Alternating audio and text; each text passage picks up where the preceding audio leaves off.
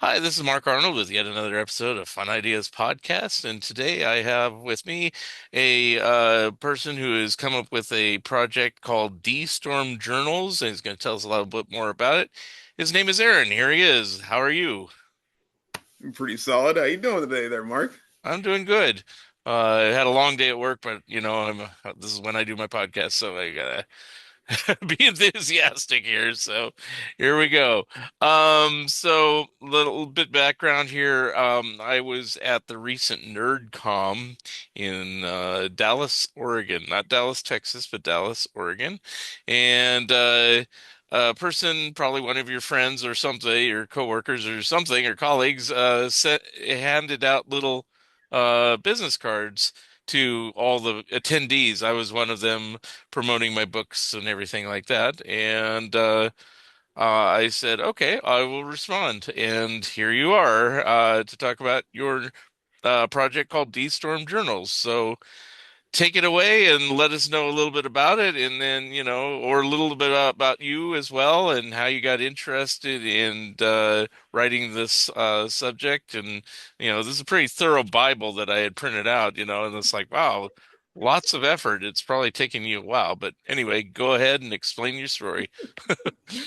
All right. Well, right off the bat, thanks to Quinn Welch. She's the one that gave you that card. Okay. So All right. yeah, we've known that guy for feels like centuries, but I've known him since at least 1990, I believe, Oh, or even wow. 89. So yeah, we go back a ways, him and I, and like we've been friends forever. But in fact, speaking of going way back, the original concept for D Storm Journals, the root characters that started back in 93, I believe, or 92. I was in middle school. Hmm. So, eighth grade, we started, developing some characters. And I wanted to focus more on story than on the actual art because back then I couldn't draw for nothing. And I Yeah. mean for nothing. So, I wanted to focus on the story. And Well, so, story's good. That's the best part for me. Yeah. Anyway, go ahead. yeah, there people are complaining about that now that story has been thrown out the window for this and for that. So, Yeah. but I wanted to concentrate more on story, and so I started out with these characters with Surfman. Hmm. Surfman was first, and he was a stick figure, and I liked the idea how Spider-Man, he at least back in the day, he didn't really team up with too many people on the regular. It was him versus like this gaggle of villains. And I Right. was like, I thought that was cool, and I wanted to do something similar. And so we came up with Surfman, and then I saw The Mask, like with Jim Carrey, right? Oh, And I was like, oh yeah, I should make a guy that's kind of like that, kind of that genre. He's just real silly, and he can do all sorts of craziness. And so that's where Toon came from. And as I was writing, Surfman stories and writing Toon stories, and I was thinking, I don't think they'll work solo anymore. I want to like merge them together. And so I decided, they don't. In fact, that was one of the things too that they didn't look like they even went together. And so I thought that I was going to make the story like that much cooler because they didn't go together. hmm. I don't know. And so I just kind of took off from there, and they became the root of what these storm journals became. Hmm. And it's literally taken me a long time, like to get this thing going because it's made up of so many different parts. In fact, I think it's, if I remember correctly, it should be made up of 14 different parts. Each one has their own set of volumes, and in fact, the 14th part has its own set of stories because it's all basically spin-offs of side characters and stuff. And I've been kind of like just giving kind of the origin of how the tree grew, but I didn't tell you what kind of tree it was.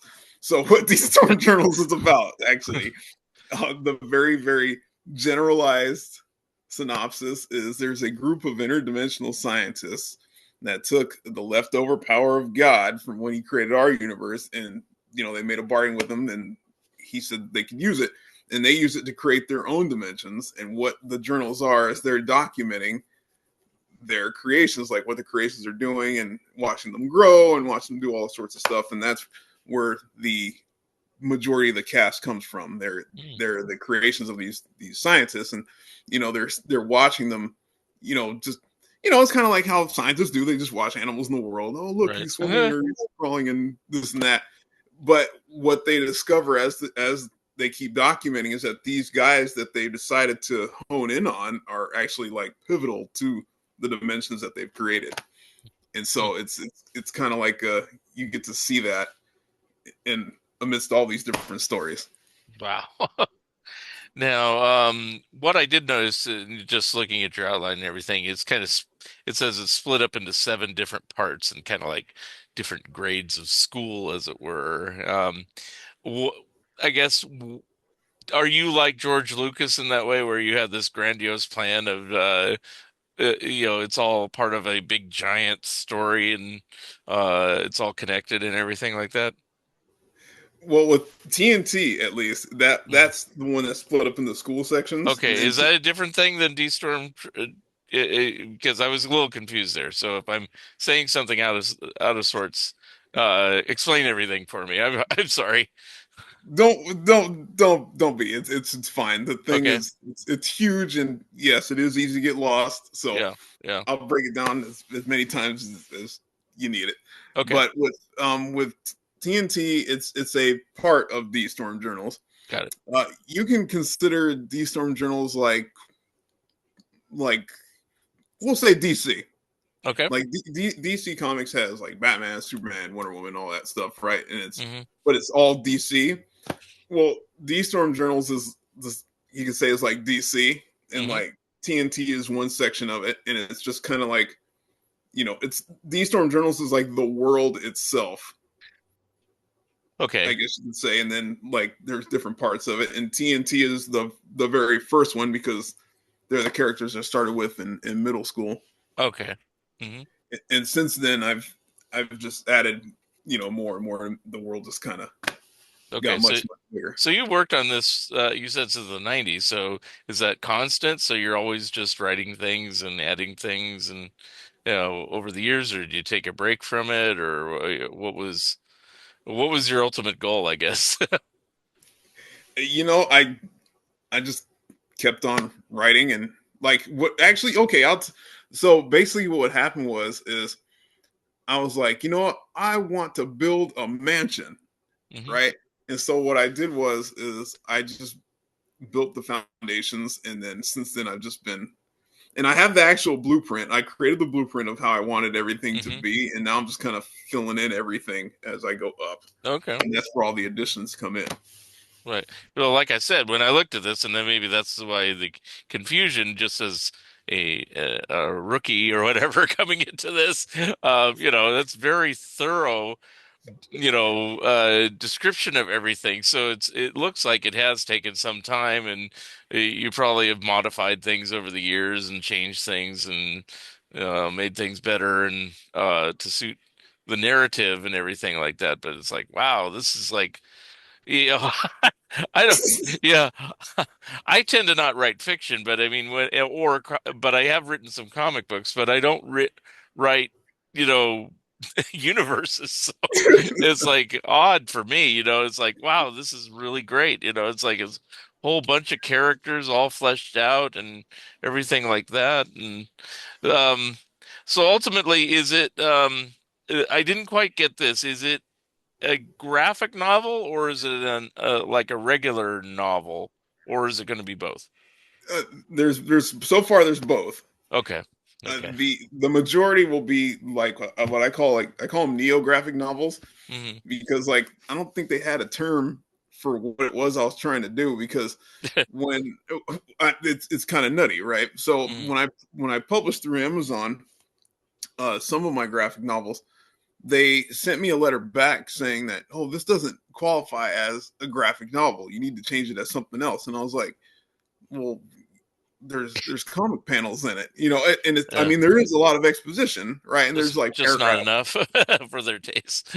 Exactly. And so Okay. I was like, well, what is it then? And I was Hmm. like, okay, well, I'll take the term neo graphic novel because nobody's taken that term yet that I know of. And Hmm. you got that, it's got that Jeff Kinney style, but there's I guess you could say less. There's a little bit of less panels, like you were saying, but Hmm. they're rough. They're still rough comic panels in it, Hmm. and so there's like still like that comic booky kind of flow to some of them, because some of them, like for instance TNT has more panels Hmm. altogether, at least in the earlier books, than some of my later ones. Hmm. So there's still that, Hmm. but yeah, they're like the ITI, right? ITI that has just been pure paperback, Hmm. and I for when I was writing that out, I was at first I was thinking, yeah, I think it'd be cool if it was drawn out, but I had so much to say, Hmm. and it was just the way it was. I wanted it to be documented. It just kind of felt better that it came out as a paperback with just Hmm. very few sketches in the back. So Hmm. probably in the later stories, maybe I can get those put into maybe like a manga or something, or a comic. But Hmm. so far, she's been the only one that's been in paperbacks, and everybody else has been the neo graphic novels, or Hmm. that kind of style. Okay. And I assume this is like an ongoing thing. It's not like it's said and done. So, do you have a long-term goal of what you want to do with the stories, or and is it fleshed out now, or are you doing kind of doing it as you go along? Because I mean, neither is correct or incorrect. Everybody writes differently. So, what's your process, and what's your at least current goal about what you'd like to do with this project? Oh, okay, so what I'd like to do is I would like to do two things with it. All right, thing number one, I would like to get somebody to pick it up, like just get a literary agent to get it published, so I can get it really get that traction going. Hmm. And then thing number two, I would love for somebody like an animation studio, or like just a studio, to take it and just like make shows and like movies out of it. And I'll do live action or animated. Like, it doesn't matter Hmm. to me none. I mean, we got years of material here. You Yeah. know that people love the milk like franchises. Hmm. So I kind of already done some of the heavy lifting by actually preparing the spin-offs and preparing, you know, there's a lot of well, you've read through it, you flipped through it, there's a lot of Hmm. content, Yes. you know. And people do, like, people love, they love the classic stuff, and I love the classic stuff. I got plenty of that, but at the same time, people also welcome new stuff. They're like, there hasn't been anything new that's come out, and it's like, there's some new stuff out there, and I think this could do the trick, at least for people that are looking for something fresh and looking for stories about individuals that usually they don't like that. That's one of the main themes, actually, for one of the stories, is that you'll notice that a lot of these characters don't plan on being heroes or being heroic. They're just doing their job, Hmm. and then by doing their job, they become you know they become heroes, heroines. Yeah. But it's like, it's kind of the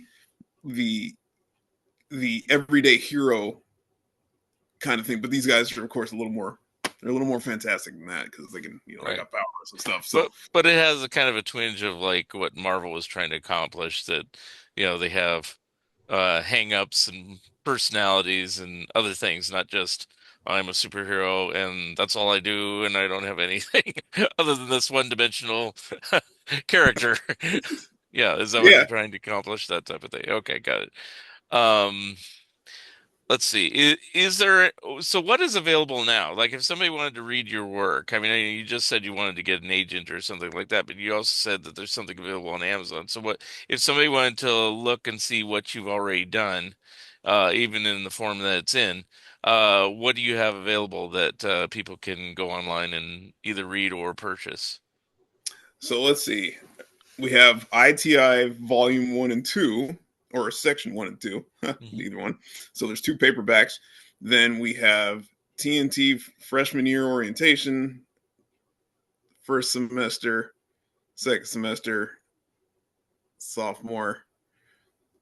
We have Crossroads Volume 1, Volume 2, Volume 3, Volume 4, Section 1, Hmm. Volume 4, Section 2, Volume 5, Section 1.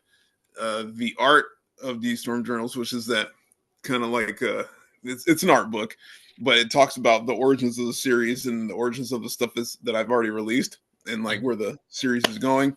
Hmm. We have this thing. It's a sketchbook slash journal slash coloring book. threw all three together. I took one of my sketchbooks that one of the teachers, Karen Speaker over at my school, she yeah, Karen, thank you.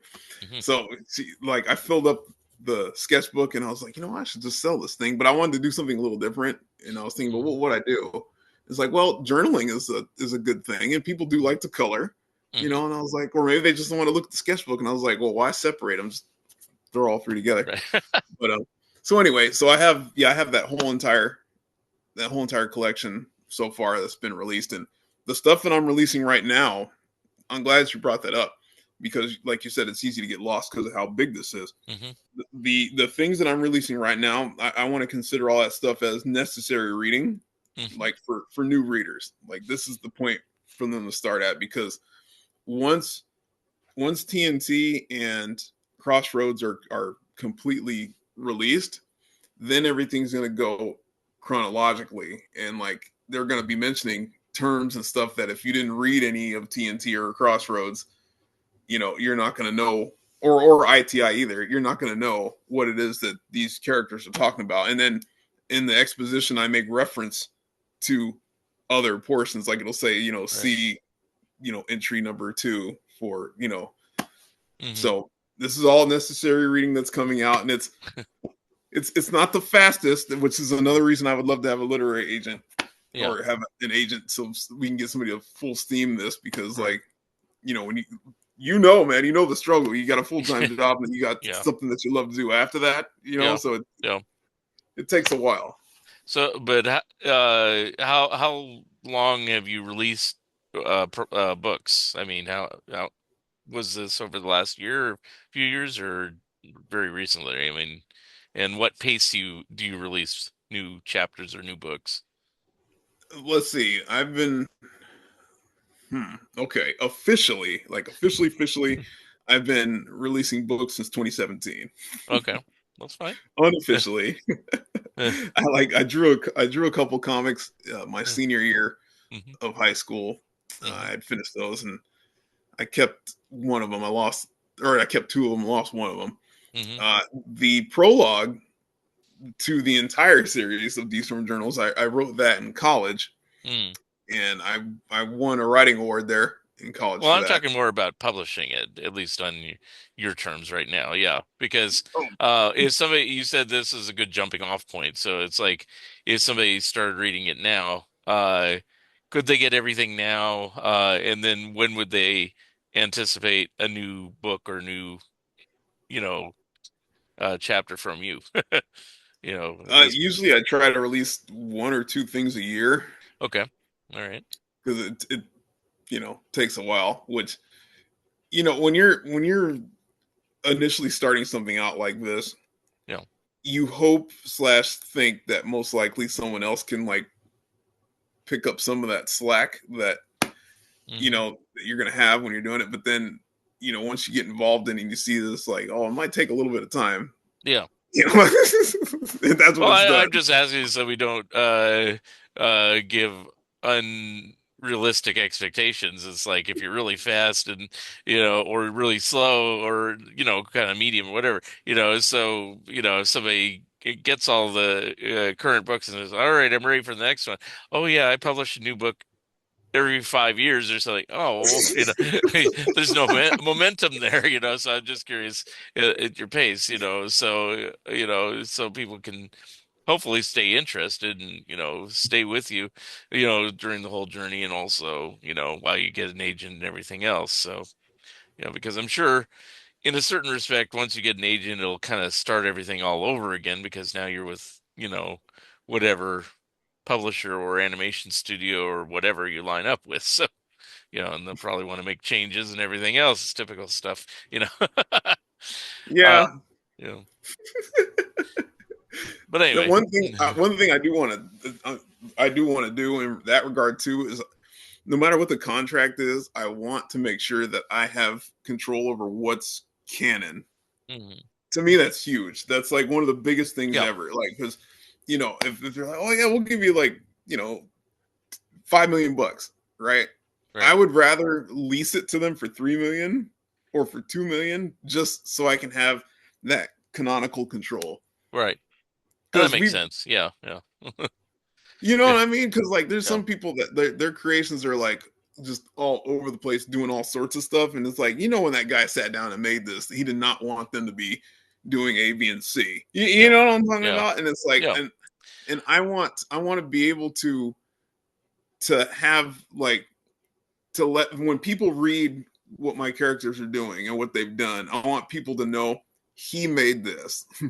Not like, wait, did like I want people to know, no, this is canon, and all this other stuff that these people are saying that they're doing now, like, no, it's just fan fiction, you know. Yeah. And you're never going to stop fan fiction. It's just what it is, and you know, Right. I don't care, whatever, right? But like, I want my canon to be my canon. So, Hmm. No, I'm not sure if you're familiar with Sergio Aragones, who works for Mad and does Grew the Wanderer. If you don't, that's fine.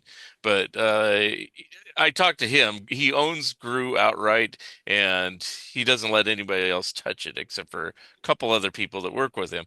And but the reason I bring this up is, just to kind of give a parallel for somebody, in the same situation is that he created this character, back in the 60s called Batlash, and it was kind of a cowboy character. But he wanted the character to be treated more seriously, but he didn't have full rights and control over it. So occasionally, other hands would come in and write stories, and they'd make them more comical or silly, and it really aggravated him. And that was on another interview I did. So I totally get it what you're trying to do. It's like you'd rather not have as much money and keep the control over it, which, I think is very smart and admirable, so yeah, you know, because that's the consequences and people take it in a direction. No, I didn't want to go there. It's like, so anyway. So other yeah, than, go it's a ahead. process. hmm Now, No, you were saying. other than looking for an agent, how are you promoting this series? Are you going to different cartoon, comic book shows, or are you doing things on the internet? What are you doing? Uh, I'm coming at it from two different angles. So from one angle, you know, I have an actual like thick manual that tells all sorts of ways to contact. I think it's over 1,000 literary agents. So I've just been making my way through that book, right?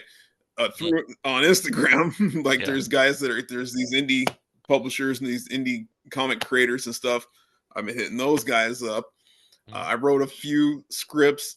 I think it's been 3 or 4 scripts that I've written based off of some of the books that I've written, and I've sent those off to different companies, the newer film companies that are coming up, and I'm trying to find some animation studios too that are coming up. Some of the baby ones that are just really willing to take in more stuff.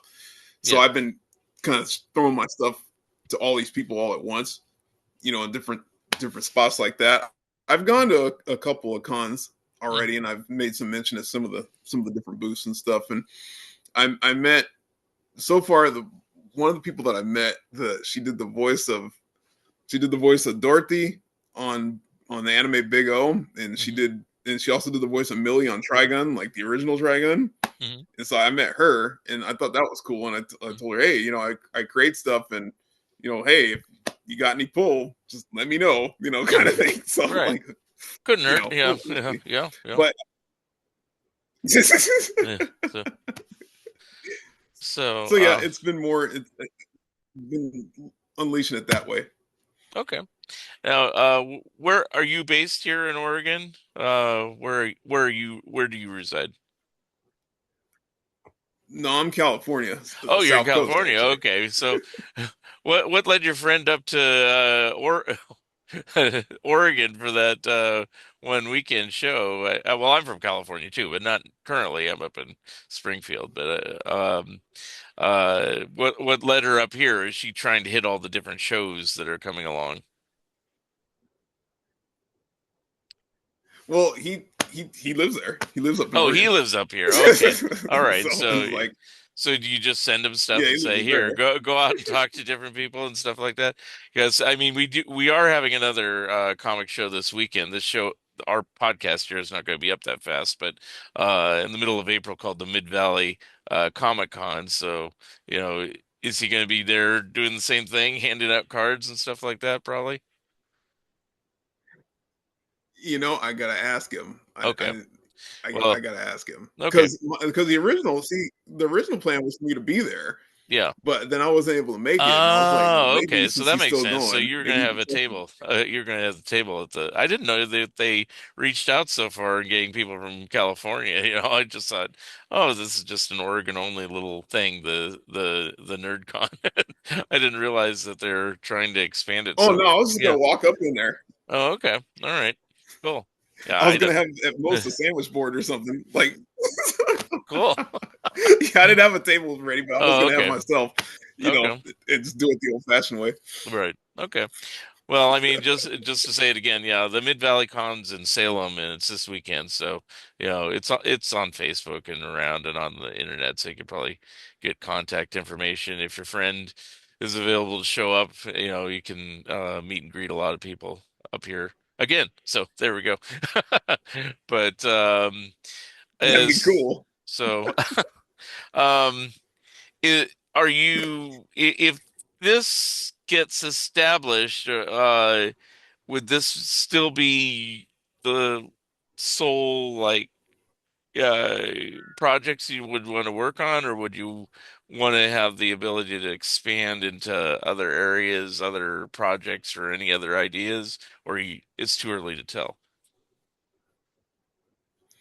I'd really love to make sure that this got off the ground and in the direction I was Mhm. going before I did anything else. But Okay. there are some other stuff I would like to do, Okay. which it's just the licensing is a nightmare. I already Hmm. know. So it's kind of like, but I would still finish some of that stuff up too. Cause like for example, I was working on an X-Men and Neon Genesis crossover, just to see how that would work, or like and Transformers and Pokemon. Like I thought that Yeah. would be like a cool, a cool Crossover. Yeah. crossover, but like I said, the licensing would be horrendous. So Yeah. I don't know, but Yeah. I have a Well, list of stuff. okay. Of course, I've seen other people do this, and I'm sure you're aware of it. It's like you'll write something with copyrighted characters, and then you take the same story and just tweak it to your own characters that aren't quite the same, but it's like but it's a way to get stories It, written. it, So I know that. But anyway, it um, might be worth looking into. yeah, yeah. I've done this before. I don't write a lot of fiction, but one time I was watching the movie The Coneheads of all things. I think it was in a hotel room, and I go, "Why don't I like this film? There's something wrong." And so I watched it again because I said, "There's something wrong," and I realized I don't like the ending of this film, and so I actually wrote a completely different ending to my liking. And I said, "Oh, this is so good. I can actually use this ending and change the first part and make my own story." And like yourself, I've shopped around this script for a while, but it has not caught on. So, it's not my highest priority. In your case, it sounds like higher priority, but it's I've shown it to different people, and some people say it's great. Some people want to redo it completely, and I'm like, no, you know. Anyway, but you know how it is. And so, anyway, so um, Yeah, and yeah, the struggle's real. yes. So, is there anything else people should know about this project, or do you want them to know about this project, and how to get on board if they're interested in either reading it or, becoming your agent, because, any and all types Yeah. of people will be watching this, so I can't say, oh, agents only or readers only. So, go ahead.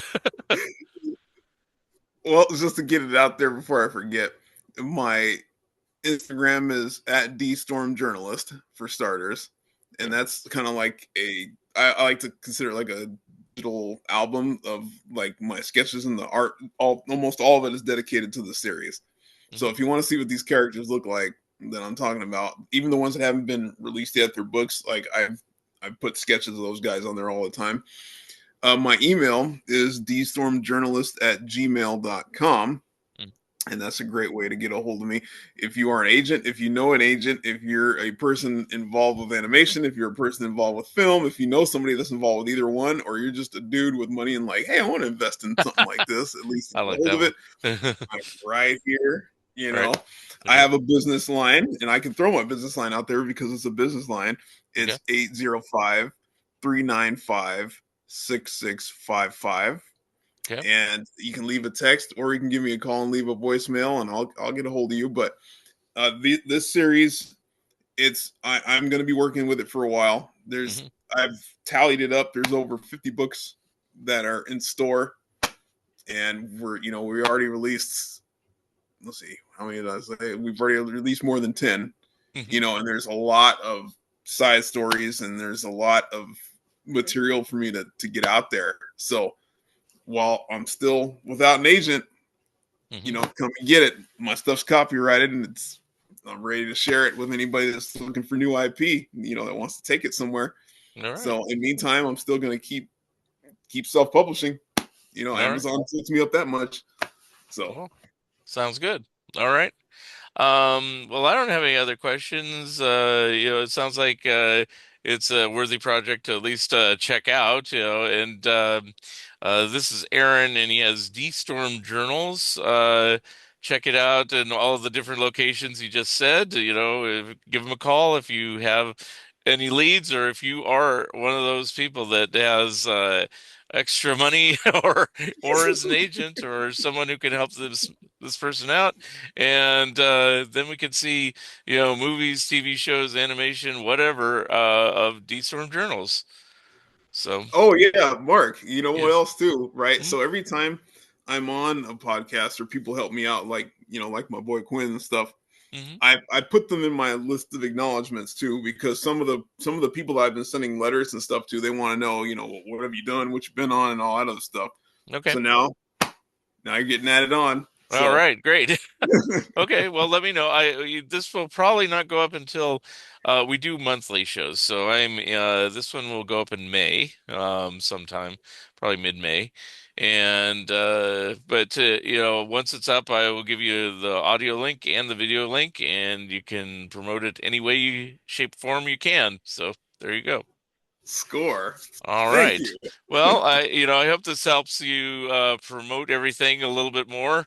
I know how hard it is to get people to publicize things, especially when you're starting out. So, I always try to help people out best I can. It's like, and it's a little service I can do because, the thing about the Fun Ideas podcast is basically anybody who's enthusiastic about anything that they do, and usually it has to do with pop culture, which this qualifies for.